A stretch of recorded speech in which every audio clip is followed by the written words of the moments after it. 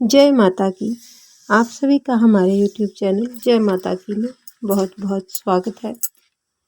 जैसा कि हम भगवान भोलेनाथ के 12 शिवलिंगों के बारे में अपने इस कड़ी में जुड़े हुए हैं। आज हम उसी कड़ी में भगवान भोलेनाथ के वाराणसी और विश्वेश्वर जी के महात्म्य के बारे में जानेंगे। इसके अंतर्गत सूत जी मुनिवरों को ये सब कथा और इसका महात्म्य सुनाते हैं, जिसको आज हम अपने इस अध्याय में सब सुनेंगे। उससे पहले यदि आप हमारे चैनल पर अभी अभी नए आए हैं या आप मेरी आवाज़ को पहली बार सुन रहे हैं तो कृपा करके चैनल को सब्सक्राइब कर लीजिए और घंटी जैसे दिखने वाले बटन को भी दबा लीजिए, ताकि आने वाली नई वीडियो की नोटिफिकेशन आपको आसानी से और सबसे पहले मिल सके। तो शुरू करते हैं विश्वेश्वर जी का महात्म्य।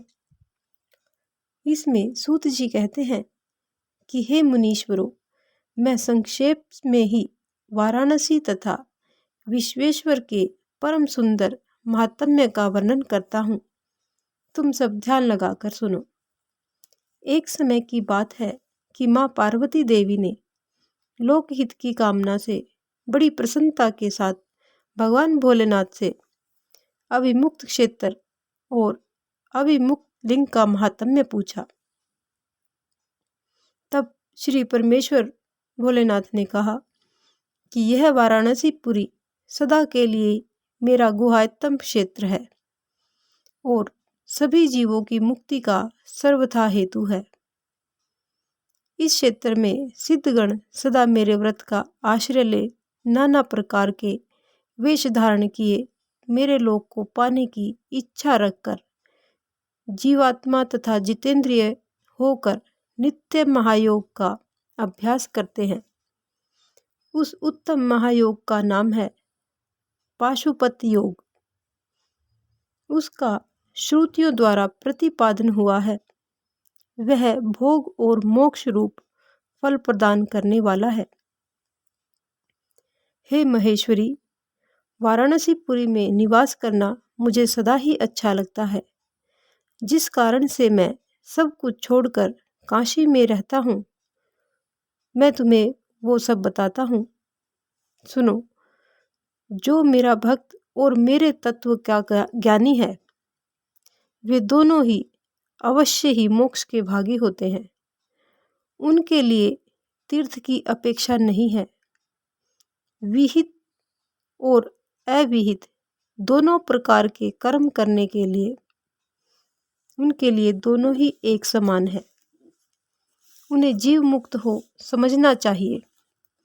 वे दोनों कहीं भी मरे, परंतु वे तुरंत ही मोक्ष को प्राप्त कर लेते हैं।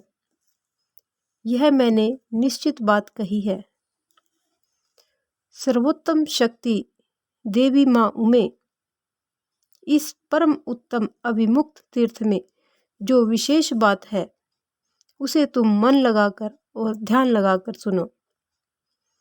सभी वर्ण और समस्त आश्रमों के लोग, चाहे वे बालक, जवान या बूढ़े कोई भी क्यों ना हो, यदि इस परमपुरी में मर जाएं, तो वे मुक्त हो जाते हैं। इसमें तनिक भी संशय नहीं है। स्त्री अपवित्र हो या पवित्र, कुमारी हो या विवाहिता, विधवा हो या वंध्या, रजस्वला, प्रसूता, संस्कारहीना अथवा जैसी तैसी, कैसी ही क्यों ना हो, यदि इस क्षेत्र में मरी हो तो अवश्य ही मोक्ष की भागिनी होती है। इसमें कोई संदेह नहीं है। स्वदेज, अंडज, उद्भिज अथवा जरायुज प्राणी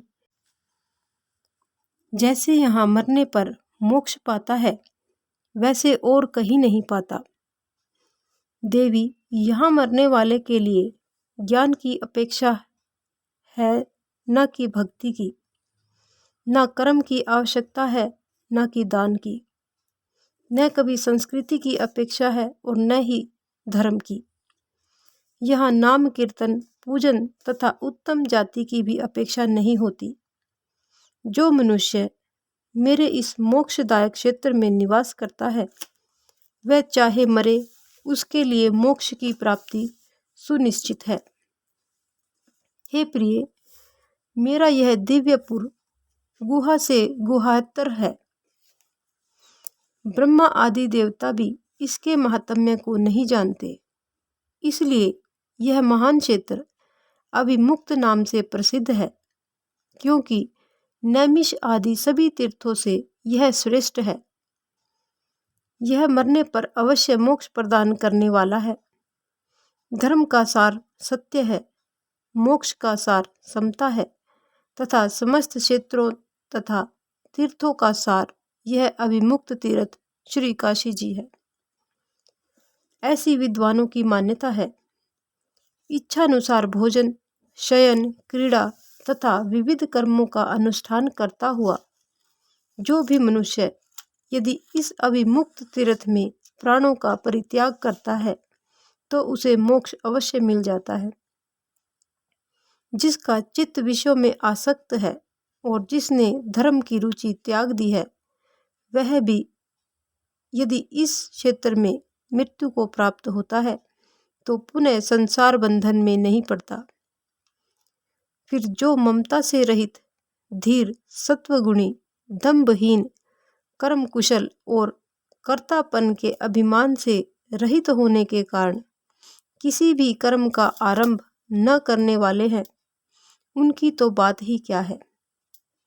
वे सब मुझ में ही स्थित है। इस काशीपुरी में शिव भक्तों द्वारा अनेक शिवलिंग स्थापित किए गए हैं। हे पार्वती, वे संपूर्ण अभिष्टों को देने वाले और मोक्षदायक है। चारों दिशाओं में 5-5 कोस फैला हुआ यह क्षेत्र अभिमुक्त कहा गया है। यह सब ओर से मोक्षदायक है। जीव को मृत्यु काल में यह क्षेत्र उपलब्ध हो जाए तो उसे अवश्य ही मोक्ष की प्राप्ति होती है। यदि निष्पाप मनुष्य काशी में मरे तो उसका तत्काल मोक्ष हो जाता है, और जो पापी मनुष्य मरता है वह काय व्यूहों को प्राप्त होता है। उसे पहले यातना का अनुभव करके ही पीछे मोक्ष की प्राप्ति होती है।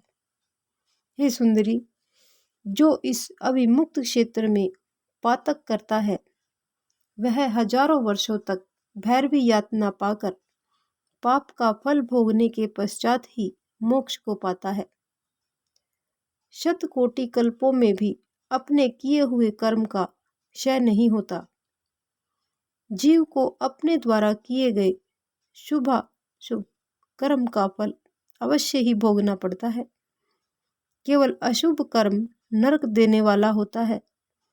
केवल शुभ कर्म स्वर्ग की प्राप्ति कराने वाला होता है तथा शुभ और अशुभ दोनों कर्मों से मनुष्य को योनियां बनाई जाती है, और मनुष्य की योनि शुभ और अशुभ दोनों ही कर्म करने वाले के लिए बनाई गई है।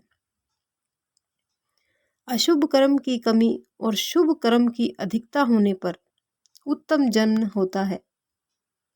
शुभ कर्म की कमी और अशुभ कर्म की अधिकता होने पर यहाँ अधम जन्म की प्राप्ति होती है। हे पार्वती, जब शुभ और अशुभ दोनों ही कर्मों का क्षय हो जाता है, तभी जीव को सच्चा मोक्ष प्राप्त होता है। यदि किसी ने पूर्व जन्म में आदर पूर्वक काशी जी का दर्शन किया है, तभी उसे इस जन्म में काशी जी में पहुंचकर मृत्यु की प्राप्ति होती है।